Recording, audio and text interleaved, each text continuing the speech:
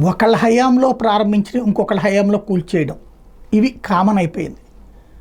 ఇదివరకు మొన్న మధ్యన విజయవాడలో ఏదైతే కాలువ దగ్గరలో కూల్చేసినటువంటి చూసాం. ఇప్పుడు తాజాగా కాకినాడలో కూల్చివేత, ప్రభుత్వ స్థలం ఆక్రమించి దుకాణాలు కట్టారు అంటూ అప్పట్లో ఉన్నటువంటి ఎమ్మెల్యే ద్వారంపూడి చంద్రశేఖర్ రెడ్డి తన మనుషుల కోసం కట్టించారు అన్నటువంటి ఆరోపణ. దాని మీద ఎంక్వైరీ, ఇప్పుడు ప్రభుత్వం మారింది కాబట్టి, ఈ ప్రభుత్వం వచ్చింది కాబట్టి అవి కూల్చివేతలు. ఓ రకంగా చెప్పాలంటే చిన్న సైజు హైడ్రా బీఆర్ఎస్ వాళ్ళ టైంలో వీళ్ళు కూల్చేశారు, అంతకుముందు కాంగ్రెస్ టైంలో బీఆర్ఎస్ వాళ్ళు కూల్చేశారు.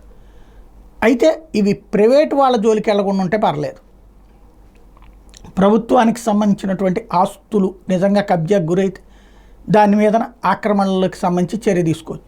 నోటీసులు ఇచ్చామని కార్పొరేషన్ ఇవ్వలేదని చెప్పి బాధితులు, మొత్తం మీద మరొక హైడ్రా తరహా సంఘటన హైడ్రామా కాకినాడలో చోటు చేసుకుంది ఇప్పుడు.